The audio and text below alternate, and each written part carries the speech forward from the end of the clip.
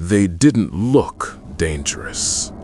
They never do. This isn't a story about monsters hiding in shadows. It's about people who look normal, sound normal, feel safe. By the end of this story, you'll understand why some of the most dangerous criminals are never noticed, and why the people most confident in their judgment are often the ones who miss them. Because most of us believe danger announces itself, that it looks suspicious, that it feels wrong immediately. But what if the real threat isn't what alarms you? What if it's what reassures you?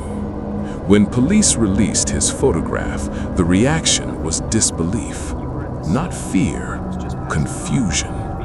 He looked polite, ordinary, the kind of person you wouldn't think twice about trusting. And that's where the story actually begins. Because criminals who rely on deception don't succeed by looking dangerous. They succeed by looking safe. Investigators would later realize something terrifying. The warning signs weren't missing, they were just quiet. And everyone, including the smartest people in the room, explained them away. So the question isn't how no one saw it. The question is why our minds are built to look away, right when it matters most.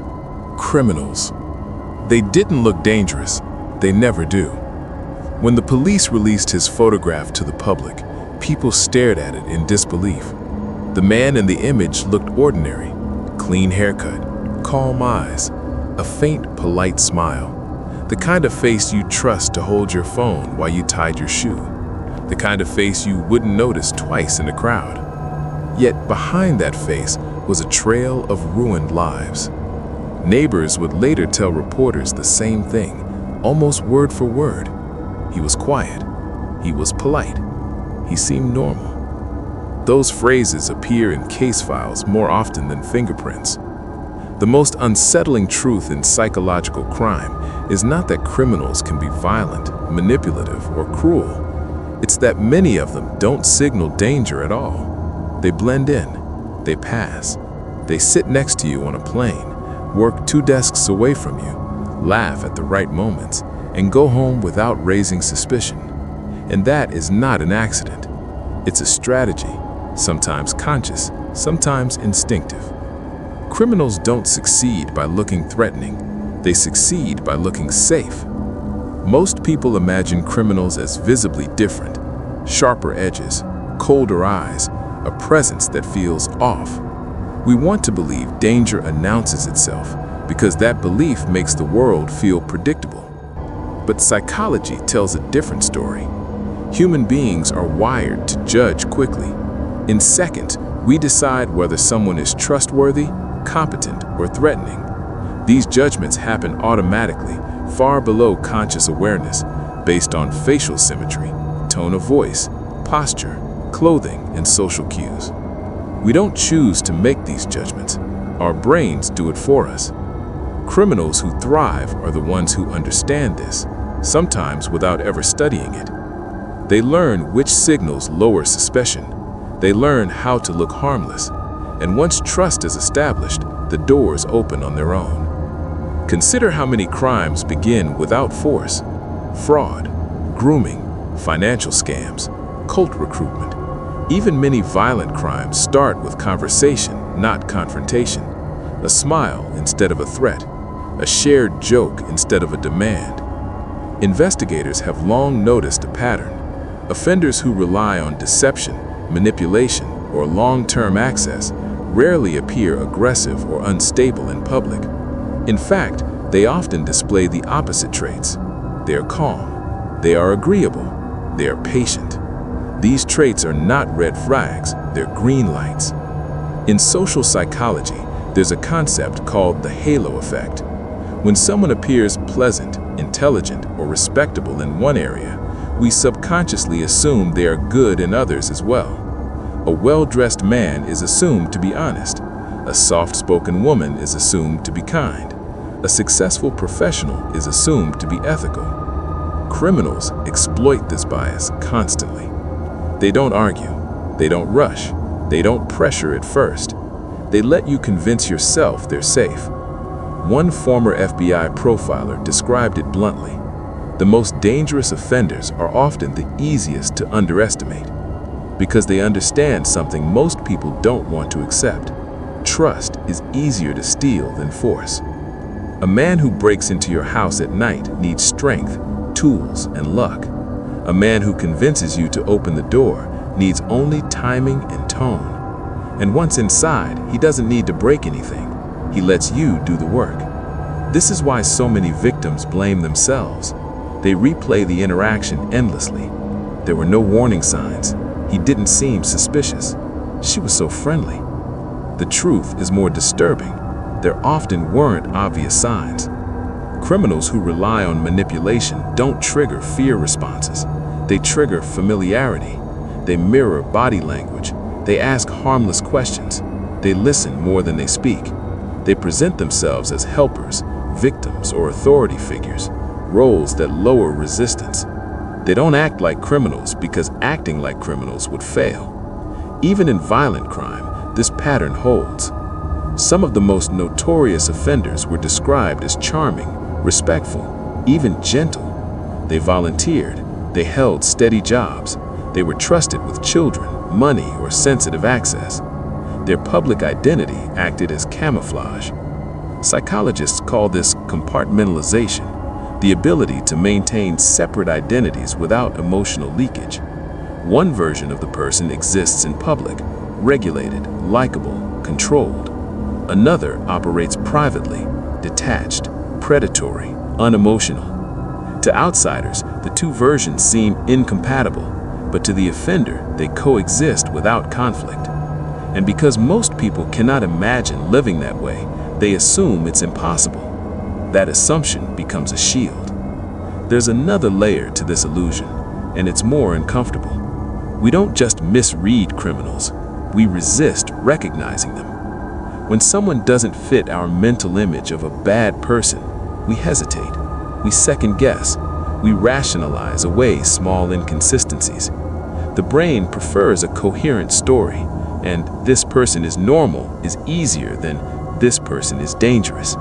So we explain the unease instead of listening to it. He's just awkward. She's probably stressed. I'm overthinking. Criminals benefit from this hesitation. Every delay buys them time. Investigators often discover after the fact that warning signs were present, but subtle. A pattern of boundary testing, small lies that seemed pointless, stories that changed slightly each time, a strange interest in personal details, an unusual calm in situations where anxiety would be expected. But these signals only form a pattern in hindsight. In the moment, they're fragments, and fragments are easy to ignore. This is why criminals don't need to look like criminals. They need to look unremarkable, predictable, safe enough to avoid scrutiny. Danger that screams is noticed. Danger that whispers is invited in. By the time suspicion finally surfaces, the damage is already done. Money is gone. Trust is broken. Evidence is thin. The offender disappears back into the crowd they never stood out from. And the question lingers, heavy and unresolved. How did no one see it? The answer is unsettlingly simple. They weren't hiding from you. They were hiding inside your assumptions. The pattern deepens because we will look at how criminals actively shape perception, how they weaponize social roles like authority and vulnerability, and why intelligence offers no immunity at all. Because the people most convinced they'd never fall for it are often the easiest targets. The mistake most people make is believing deception works only on the careless. It doesn't. In fact, criminals often succeed because their targets are intelligent, observant, and confident in their judgment. Smart people trust their ability to read situations. They believe they can sense when something is wrong. That confidence becomes the opening. Because deception doesn't overpower intelligence, it redirects it. Criminals who don't look like criminals rarely rely on lies alone. Lies are fragile. They crack under pressure. What they rely on instead is framing, the psychological control of context. They don't ask you to trust them directly. They create a situation where trust feels like the logical conclusion. This is how they do it. First, they choose a role that disarms suspicion. Authority, helpfulness, shared struggle, expertise, victimhood. Each role comes with built-in permissions.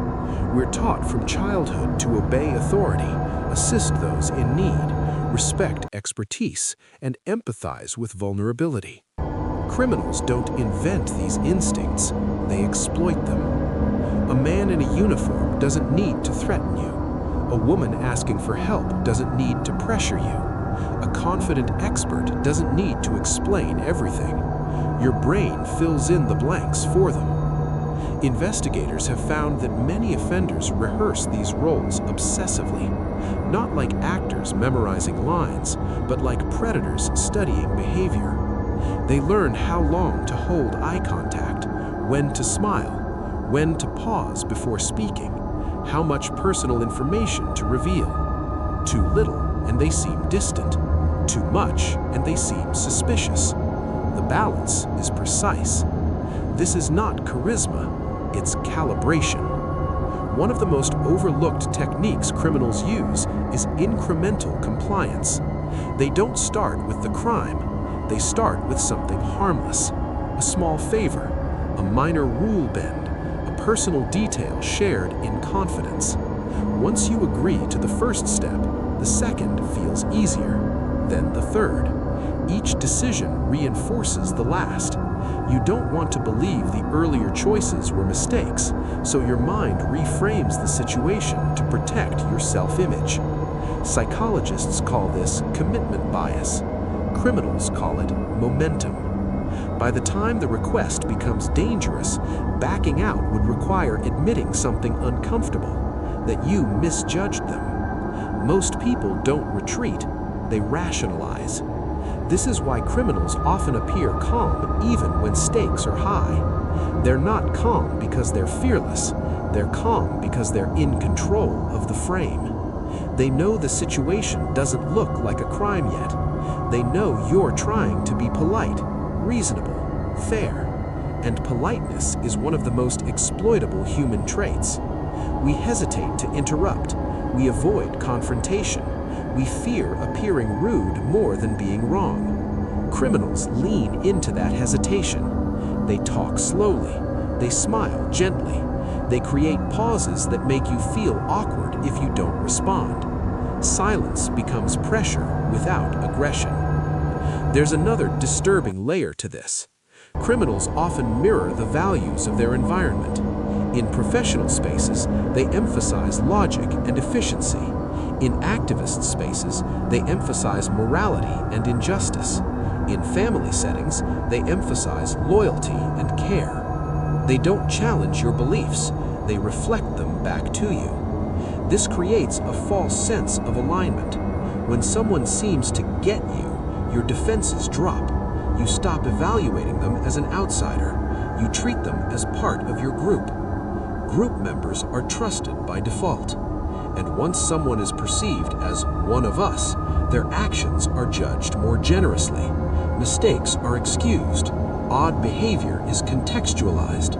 Doubts are suppressed to preserve harmony. Criminals don't break trust suddenly. They erode skepticism slowly. This is why warning signs often feel unclear. The signals aren't dramatic. They're subtle violations masked as normal behavior. A boundary crossed, then smoothed over with charm. A contradiction explained away with confidence. An emotional response that doesn't quite fit the situation. Individually, each detail feels insignificant. Together, they form a pattern, but only if you're looking for one. Most people are not. Because noticing patterns means accepting a frightening possibility. The person in front of you may not be who they appear to be, and the brain resists that realization. even investigators aren't immune. Case studies show that experienced professionals have been manipulated by suspects who presented themselves as cooperative, intelligent, and emotionally expressive. Interviews drifted, critical questions softened, assumptions replaced verification. The suspect didn't obstruct the process, they guided it. By appearing helpful, they shaped the narrative. This is why some criminals voluntarily speak to authorities, not out of confidence, but strategy. They know silence raises suspicion, cooperation lowers it. They don't fear scrutiny, they manage it. There's a reason many offenders describe themselves not as criminals, but as misunderstood, justified, or unlucky. They genuinely believe it. When someone can rationalize their behavior internally, they project sincerity outward. That sincerity feels real because it is to them. And sincerity is convincing. This blurs the line between deception and self-deception. The criminal isn't always pretending. They are performing a version of themselves they've rehearsed until it feels natural. That's why they don't seem like criminals. They don't experience themselves as criminals. The most unsettling realization is this: there is no single look, no universal behavior, no reliable instinct. The absence of obvious danger is not evidence of safety. Criminals don't always hide in darkness. They hide in normality. They exploit systems built on trust. They exploit social rules designed to keep peace. They exploit the belief that bad people are easy to spot. And the more intelligent, educated, or socially aware you are, the more likely you are to believe you're immune. That belief is exactly what they rely on. If criminals do not look like criminals, how do investigators eventually catch them? What patterns finally give them away, and why those patterns are often invisible until it's too late? Because understanding this isn't about fear, it's about clarity. And clarity is the one thing criminals can't manipulate forever. By the time investigators arrive, the instinct that once warned the victim is no longer present. What remains is evidence, and evidence tells a colder story. It records movements, timelines, transactions, locations. It captures what happened, but not why someone stayed when every internal alarm told them to leave. So investigators reconstruct the scene using logic, and logic misses the most important part, the moment of hesitation. To an outside observer, the choices look irrational. The victim didn't run, didn't refuse, didn't call for help. The timeline shows opportunity after opportunity to escape. But those opportunities existed only in hindsight. In real time, the victim was trapped inside uncertainty. Criminals understand this better than anyone. They do not rely on threats, they rely on ambiguity. They keep their behavior just inside the boundary of normal. They speak calmly, they act helpful, they frame every step as reasonable. They know that once fear becomes obvious, control weakens, so they stay subtle. They stretch the situation slowly, letting doubt do the work. This is why many psychological crimes look invisible until the end. Nothing criminal happens until it does. Investigators often search for the moment where everything changed, the turning point, the clear violation, but there is not one. The harm emerges gradually, built from dozens of small moments where the victim felt uneasy and kept going anyway. That's the pattern most people miss. Criminals don't need victims to trust them. They only need victims to question themselves. Once a person begins doubting their own perception, the criminal gains time, and time creates leverage. Every minute that passes without resistance makes resistance harder. The victim adapts. They rationalize discomfort. They normalize the situation. They tell themselves it would be embarrassing to overreact. By the time the danger becomes undeniable, the psychological cost of acting is higher than the cost of staying. This is not a failure of instinct. It is a failure of permission. Victims often say the same thing afterward: "I knew something was wrong." That sentence haunts investigations because knowing isn't enough. The human brain is not designed to act on suspicion alone. It wants confirmation, it wants social approval, it wants certainty. Criminals exploit that delay with precision. They position themselves as normal, helpful, authoritative, or harmless. They avoid urgency. They allow the victim to feel responsible for maintaining calm. If the victim resists too early, they risk being wrong. If they resist too late, they risk being harmed.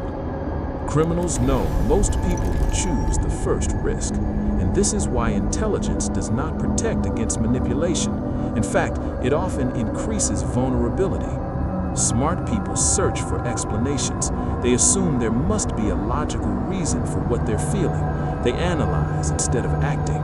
They give the situation more time to make sense.